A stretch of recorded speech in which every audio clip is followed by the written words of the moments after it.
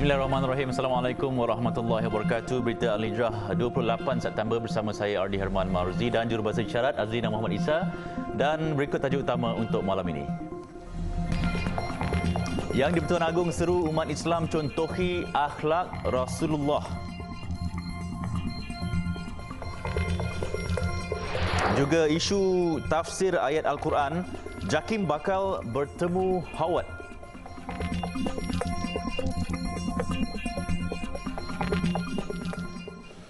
Yang di-Pertuan Agong Al-Sultan Abdullah Riayatuddin Al-Mustafa Billah Shah menggesa rakyat mencontohi akhlak Rasulullah yang mulia dalam pertuturan, membicara kebenaran, bersikap jujur serta menjauhi fitnah, dusta dan pembohongan. Titah baginda perkataan yang kurang elok sama ada tutur bicara maupun ketika menulis di media sosial hanya boleh menggugat kestabilan dan keharmonian negara. Hakikatnya, perkataan yang kurang elok sama ada ketika tutur bicara maupun ketika menulis di media sosial, kata-kata yang berbentuk cacian, nista dan dusta serta fitnah akan hanya menggugat kestabilan dan keharmonian negara tercinta. Marilah kita mengambil iktibar dengan kejatuhan serta keruntuhan tamadun dan kuasa besar dunia akibat daripada budaya fitnah yang mendominasi dan membarah dalam kehidupan bangsanya. Baginda bertitah selepas kewafatan Nabi Muhammad SAW, fenomena fitnah telah membawa kepada peristiwa hitam dalam sejarah Islam menerusi pembunuhan Khalifah ketiga Saidina Uthman Affan. Seri Paduka Baginda bertitah sempena sambutan Maulidur Rasul peringkat kebangsaan 1445 Hijrah di Pusat Konvensyen Antarabangsa Putrajaya PICC pagi tadi. Turut berkenan hadir Raja Permaisuri Agong Tunku Azizah Aminah Maimunah Iskandariah. Hadir sama dalam majlis berkenaan Perdana Menteri Datuk Seri Anwar Ibrahim dan isteri Datuk Seri Wan Azizah Wan Ismail, Timbalan Perdana Menteri Datuk Seri Ahmad Zahid Hamidi serta Menteri di Jabatan Perdana Menteri Hal Ehwal Agama Datuk Muhammad Naim Mukhtar. Majlis sambutan Maulidur Rasul 1445 Hijrah membawa tema perpaduan teras Malaysia Madani. Sambutan tersebut melibatkan seramai 6,000 peserta terdiri daripada 131 kontijen kementerian, badan berkanun serta agensi swasta. Dalam pada itu, Penasihat Syariah dan Ekonomi Profesor Datuk Dr. Syed Othman Syed Hussein Al-Habsyi dinobatkan sebagai penerima anugerah perdana sempena sambutan Maulidur Rasul peringkat kebangsaan 1445 Hijrah. Beliau yang sudah berusia 80 tahun itu bagaimanapun masih mempunyai satu cita-cita besar dalam mengukuhkan kewangan Islam di Malaysia. Jelas Profesor Datuk Dr. Syed Othman, anugerah yang diperolehnya itu bukan satu titik akhir beliau menabur jasa kepada negara. Sebaliknya satu anjakan baharu buat diri beliau untuk terus berkhidmat. Ia termasuk dalam menggalakkan penggunaan kewangan Islam kepada seluruh umat Islam untuk beralih sepenuhnya kepada sistem kewangan dan ekonomi Islam. Tetapi apa yang kita harus fikirkan juga ialah bagaimana kita hendak memasyarakatkan perkara ini. Bagaimana memasyarakatkan kewangan Islam kepada masyarakat seluruhnya. Setakat ini masih lagi ada bank yang konvensional, bank yang Islam, syarikat takaful, syarikat insurans dan sebagainya. Tapi bagaimana kita boleh mendakwahkan kepada orang-orang yang lain itu untuk mengikut kita supaya melaksanakan segala-galanya dalam bidang Islam. Profesor Datuk Dr. Syed Othman pernah menerima anugerah Johan Setia Mahkota Peringkat Kebangsaan pada tahun 1993 dan anugerah Datuk Paduka Mahkota Melaka Peringkat Negeri pada tahun 1992. Sementara itu, penantian lebih 20 tahun oleh individu kurang upaya penglihatan Zamzuri Ghani yang komited menyebarkan syiar Islam amat bermakna sehingga menerima anugerah Maulidur Rasul 1445 Hijrah. Beliau yang menggunakan kepakarannya dalam Braille serta aktif dalam penerbitan dan pengedaran Al-Quran Braille jelas menunjukkan jasanya bagi membantu golongan sepertinya mendekati kitab suci itu. Anugerah ini untuk saya punya organisasi lah, Persatuan Orang Cacat Penglihatan Islam Malaysia, PERTIS. Dan yang paling penting juga adalah untuk komuniti OKU penglihatan secara khususnya dan OKU keseluruhannya lah pengiktirafan daripada kerjaan kepada komuniti kita yang OKU ni kan. Jadi kalau kita diberi peluang dan ruang, insya-Allah kita juga mampu untuk memberi sumbangan kepada masyarakat.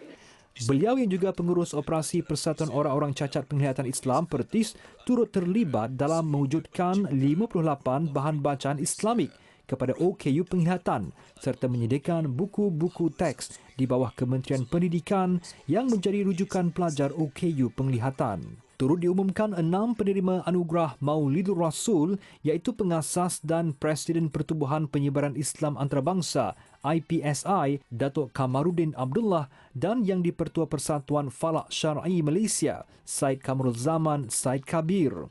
Penerima lain termasuk Datuk Misnu Taha, Pakar Veterina Datuk Dr. Muhammad Nurdin Muhammad Nur dan bekas pengarah Kolej Mara Kuala Nerang Syariah Dahman.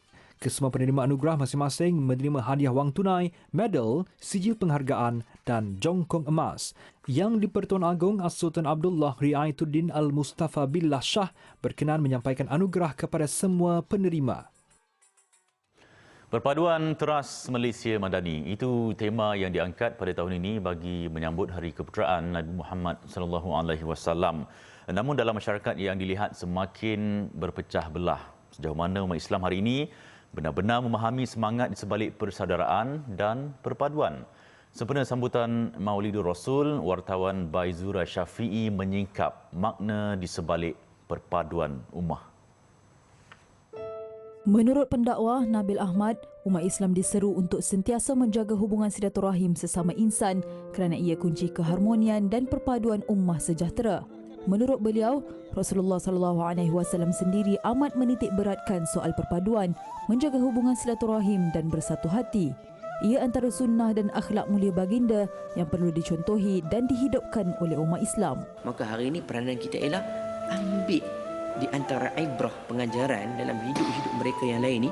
Macam mana kalau dulu, kalau kita boleh bayangkanlah kalau di Madinah tu ada dua puak besar, Aus dan Khazraj, itu baru di Madinah.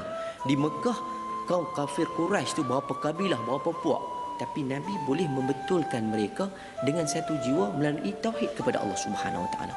Malangnya, mutakhir ini, nilai perpaduan dan hubungan sesama insan bagaikan kian terhakis kerana pelbagai anasir yang cuba memecah belahkan perpaduan sedia ada.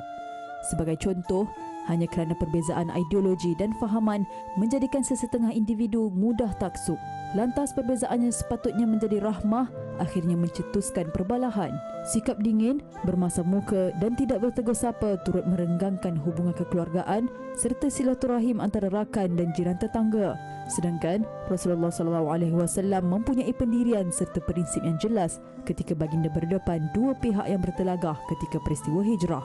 Jika berlaku perselisihan pendapat di kalangan kalian, rujuklah kembali kepada dustur perlembagaan kita ataupun sumber utama kita, iaitu Allah, yakni kalamullah Quran, yang kedua sunnah Nabi SAW.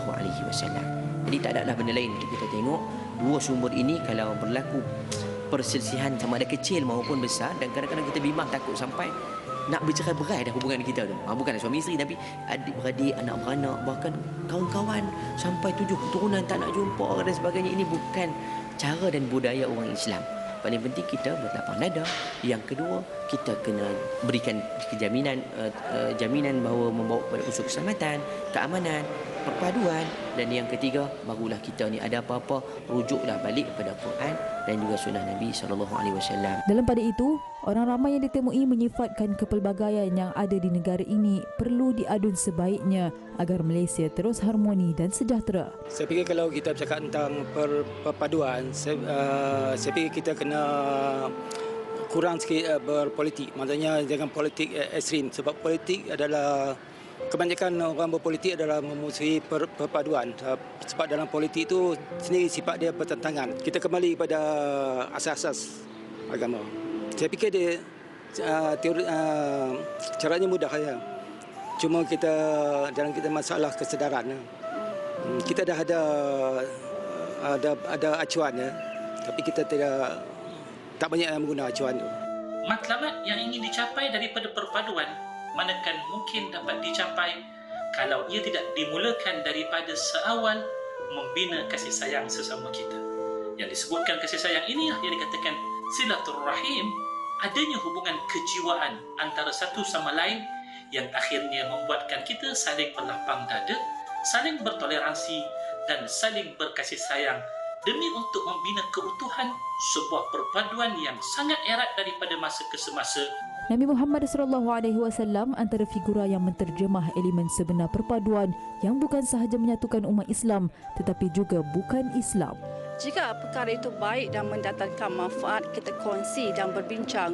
Jika mengundang kekhilafan, maka jadikan medan untuk bermusyawarah atau lebih baik kita berdiam sahaja.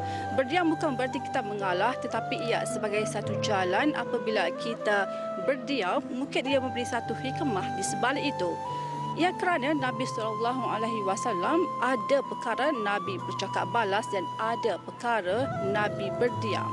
Berbeza pendapat tidak salah, namun jangan sampai membawa kepada perpecahan.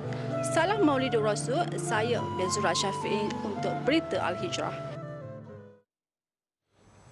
Satu jawatankuasa harmoni akan diwujudkan bagi menangani isu persepsi salah terhadap Islam di Malaysia termasuk Islamofobia. Menteri di Jabatan Perdana Menteri Hal Ehwal Agama, Datuk Dr. Muhammad Naim Mukhtar berkata, mesyuarat pertama jawatankuasa keharmonian antara penganut agama atau harmoni bakal dilaksanakan awal Oktober depan. Mesyuarat itu juga berperanan sebagai medium perbincangan antara pemimpin agama bagi menyelesaikan persoalan berhubung agama dan kaum.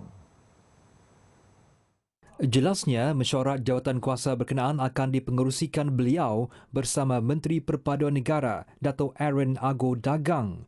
Saya juga telah bercakap dengan Menteri Perpaduan untuk kita menghidupkan semula jawatankuasa harmoni yang akan dianggotai oleh pemimpin-pemimpin agama yang dihormati. So jadi jawatankuasa harmoni ini yang akan menjadi jurucakap kita untuk menjelaskan kepada orang-orang bukan Islam tentang Islam itu sendiri. Tambah beliau, jawatankuasa berkenaan bertujuan membawa kelestarian dan keharmonian dalam kalangan rakyat Malaysia yang berlatar belakangkan pelbagai agama. Pengaktifan semula jawatankuasa yang ditubuhkan pada 14 Ogos 2020 itu membolehkan pihaknya memperkasakan pendekatan Islam wasati, iaitu pertengahan bagi menjelaskan kepada golongan bukan Islam bahawa Islam adalah agama rahmah. Jelasnya lagi, pendekatan wasati digunakan kerana ia tidak terlalu ekstrim, konservatif atau jumud, malah tidak terlampau longgar serta lari daripada disiplin ilmu Islam yang sahih. Beliau berkata demikian dalam sidang media selepas sambutan Maulidur Rasul peringkat kebangsaan 1445 Hijrah di Putrajaya pagi tadi. Sementara itu, dalam isu berbeza, Datuk Dr. Muhammad Naim memaklumkan beliau akan bertemu dengan Ahli Parlimen Ipoh Timur Howard Lee dalam masa terdekat. Jelasnya pertemuan tersebut diadakan bagi memberi penjelasan mengenai isu tafsiran Al-Quran yang membabitkan Howard baru-baru ini. Kita mengambil pendekatan untuk engage dan insya-Allah saya pun akan membuat pertemuan. Kita akan bertemu nanti dengan Yang Berhormat Howard Lee untuk memberikan penjelasan. Contohnya lah bila melibatkan isu tafsiran Quran, dia ada disiplin-disiplin tertentu untuk mentafsir Al-Quran. So yang ni yang kita mengambil pendekatan harmoni, engage. Tambahnya, beliau juga telah melihat video tular terbabit dan mendapati Howard tidak mentafsir ayat Al-Quran, sebaliknya hanya membaca maksud ayat berkenaan. Terdahulu, melalui sebuah video yang tular dalam media sosial, Howard Lee dikatakan telah mentafsir potongan ayat daripada surah An-Nisa.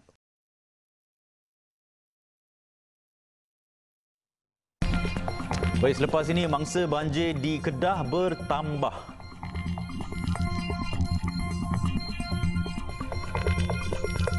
Bersama Berita Al-Hijrah, syarikat Gardenia Bakeries KL Sdn Bhd diminta memberi penjelasan berkenaan 30 jenis produk keluaran syarikat itu yang dinaikkan harga mulai bulan depan.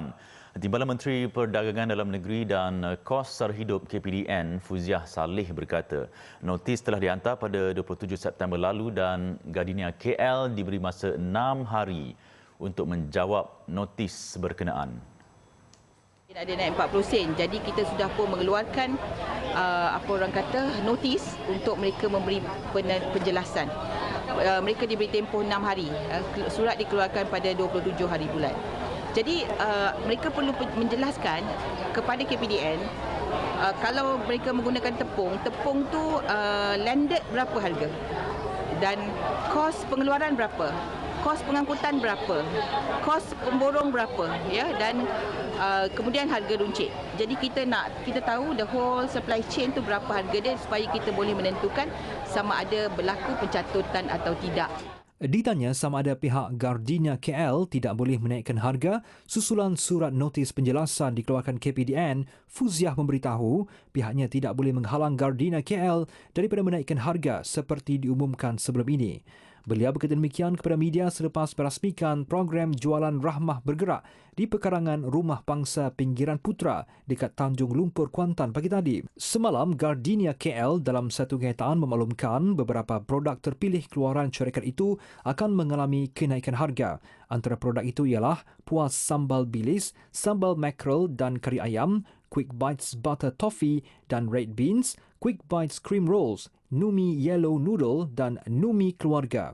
Pihak pengurusan Gardenia KL mengesahkan perubahan harga itu berkuat kuasa 1 Oktober ini selepas pihaknya menyemak semula harga bagi produk terbabit.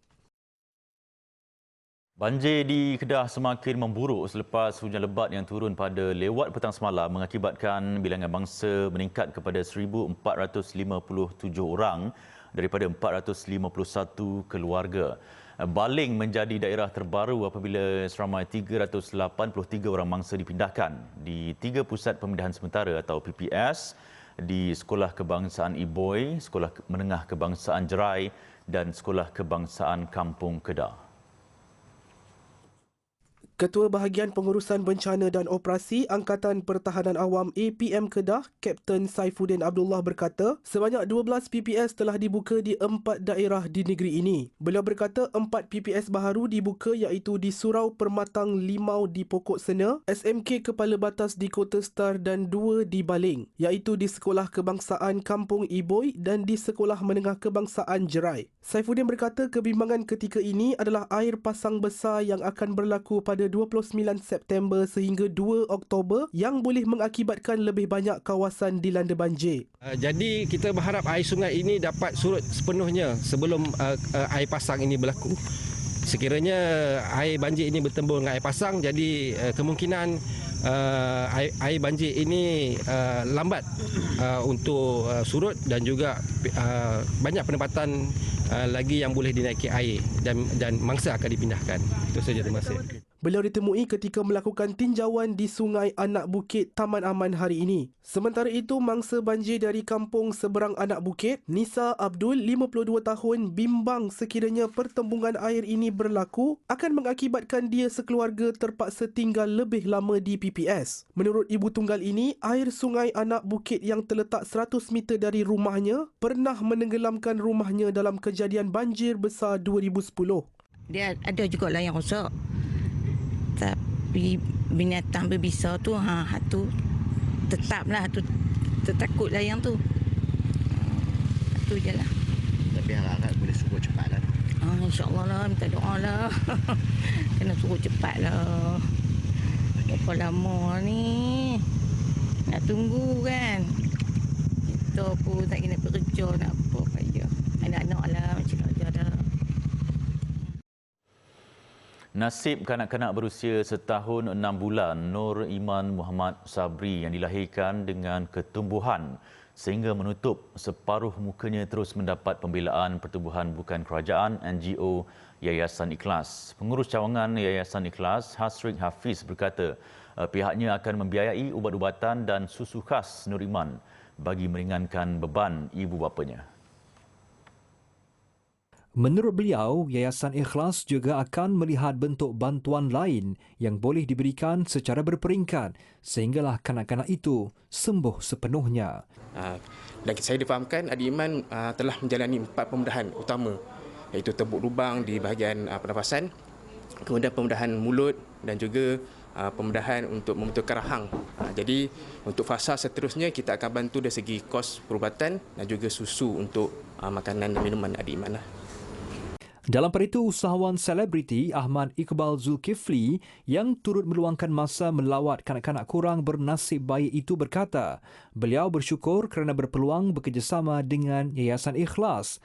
Katanya melalui pengamatannya dan maklumat diperoleh daripada para pengikutnya di laman sosial, Yayasan Ikhlas merupakan platform terbaik untuk sesiapa sahaja yang berhasrat membantu golongan memerlukan. Kita tak boleh nak guna akaun personal sebenarnya untuk minta bantuan. Sebenarnya cara ini adalah cara yang betul. Jadi kepada sesiapa tuan-puan apabila melibatkan Yayasan Ikhlas, itu yang kita boleh salurkan. Jadi bagi saya mudah. Yayasan Ikhlas adalah yayasan yang telus dan kita yakin. Itu saja. Dalam perkara itu, bagi ibu bapa Nur Iman, Nur Fazlina Ibrahim, 39 tahun dan Muhammad Sabri Arifin, 29 tahun, bantuan yang diberikan Yayasan Ikhlas memberikan semangat buat mereka untuk terus menjaga serta merawat Nur Iman sehingga pulih sepenuhnya. Bagi pasangan tersebut, tiada apa lagi yang diharapkan kecuali untuk melihat anak bongsu mereka itu dirawat sebaik mungkin dan dapat menjalani kehidupan seperti kanak-kanak normal yang lain. Banyak ni memberi semangat untuk saya meneruskan menjaga anak saya ni seperti kanak-kanak lain lah. Macam dengan bantu dia ni boleh nak baiki raut wajah dia tu bagi anak kata macam normal lah, macam kanak-kanak lain. Saya berharap itulah. Berita Al-Hijrah baru-baru ini menyiarkan kisah adik Nur Iman yang terpaksa bernafas melalui lubang yang ditebuk pada lehernya dan setakat ini telah melalui 4 pembedahan bagi membuang ketumbuhan dan membaiki wajahnya. Orang ramai yang bersimpati dengan nasib adik Nur Iman boleh menyumbang menerusi akaun Maybank Yayasan Ikhlas bernombor 562834636228 atau imbas kod QR yang tertera. Kebencian semakin marak, masjid dibakar di Sweden.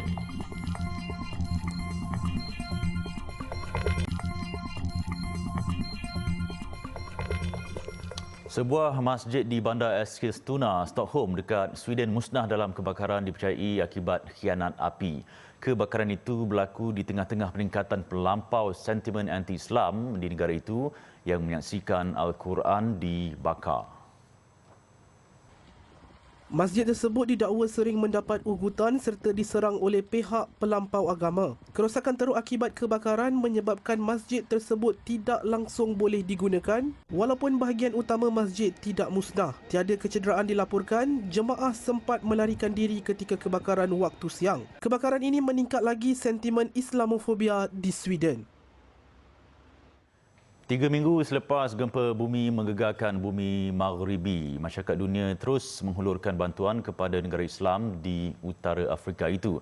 Tidak ketinggalan Badan Bukan Kerajaan NGO Malaysia yang terus menyatakan sokongan dan solidariti mereka kepada lebih 380,000 mangsa terjejas. Bantuan kemanusiaan tetap dihulurkan hinggalah ke kawasan Pergunungan Atlas di wilayah Al-Hauz yang juga pusat gempa bumi 8 September lalu. Butiran lanjut bersama koresponden berita Al-Hijrah Said Azwan Said Ali yang kini berada di Marrakesh, Maghribi. Selepas tiba di Marrakesh, saya harus mengakui gempa bumi Maghribi tidak seteruk gempa bumi Turki awal tahun ini yang mengorbankan lebih 50,000 nyawa. Di Maghribi hanya 3,000 mangsa terkorban. Ini kerana gempa bumi Maghribi berpusat di kawasan Pegunungan Atlas yang tidak padat dengan penduduk dan bangunan tinggi. Pun begitu, kawasan terjejas yang terletak di kawasan pedalaman dan pergunungan menyebabkan masih ada mangsa yang memerlukan bantuan untuk hidup, termasuk di Okomiden di wilayah Al-Hauz, terletak kira-kira 80 km dari bandar Marrakesh. Okomiden ni adalah sebuah tempat perkampungan pelancongan ski di sini, dan di kawasan ni di Al-Hauz epicenter gempa bumi pada 8 September lalu menyaksikan semua penduduk di kawasan ni sudah dikosongkan. Dan kalau kita tengok kabel-kabel elektrik dan bangunan di belakang saya yang sudah runtuh dan tidak ada lagi penduduk yang berada di sini. Sepanjang perjalanan ke Okomiden, kami dapat melihat dengan jelas perbezaan di antara bandar Marrakesh dengan kawasan terjejas di pergunungan, dengan ramai penduduk mendirikan kemah di tepi-tepi jalan untuk mendapatkan bantuan. Semalam, Relawan Yayasan Amal Malaysia YAM menjadi kumpulan NGO pertama dari Malaysia tiba di Medan untuk menyampaikan bantuan makanan kepada lebih 100 keluarga mangsa gempa.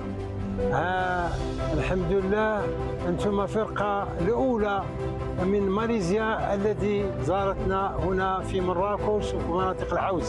جزاكم الله خير، جزاكم الله خير. Dengan lebih 50,000 rumah dilaporkan rosak dan lebih 380,000 penduduk terjejas, Maghribi sebenarnya masih memerlukan bantuan masyarakat dunia untuk bangkit. Apa yang pasti, bantuan dunia termasuk dari Malaysia amatlah dialu-alukan warga Maghribi yang menganggap ia sebagai simbol solidariti umat Islam ke atas saudaranya yang diuji musibah. I'm actually warm-hearted to see my Malaysian brothers, these lovely people coming to help Moroccan people from the earthquake, which is absolutely amazing. It's a big show of solidarity and a show of unity to the Muslim Ummah, which is amazing. This is how the Islam is all about. Barakallahu fiik. Thank you, brother. Satu letupan kuat berlaku di sebuah gudang di Tashkent, Uzbekistan yang menyebabkan kebakaran. Kejadian berlaku di sebuah gudang yang terletak di wilayah kompleks Stroytel. Kementerian Kesihatan Uzbekistan mengesahkan kemalangan jiwa dalam kejadian berkenaan manakala yang cedera dibawa ke pusat perubatan. Namun, angka kematian sebenar tidak dinyatakan. Mereka yang dirawat di hospital tidak mengalami kecederaan serius. Letupan juga mengakibatkan ratusan rumah berhampiran rosak. Kejadian berlaku sekitar 2.43 pagi waktu tempatan ketika kebanyakan penduduk sedang tidur. Baik, sekian untuk malam ini. Saya Ardi Harman dan jurubahasa isyarat Nazrina Muhammad Isa, satukan rumah dengan ilmu bagi memperkasa Malaysia Madani. Sebelum berpisah, kami ingin ucapkan salam Maulid Rasul kepada seluruh umat Islam. Sama-samalah perbanyakkan selawat dan menghidupkan sunnah baginda. Assalamualaikum warahmatullahi wabarakatuh dan selamat malam.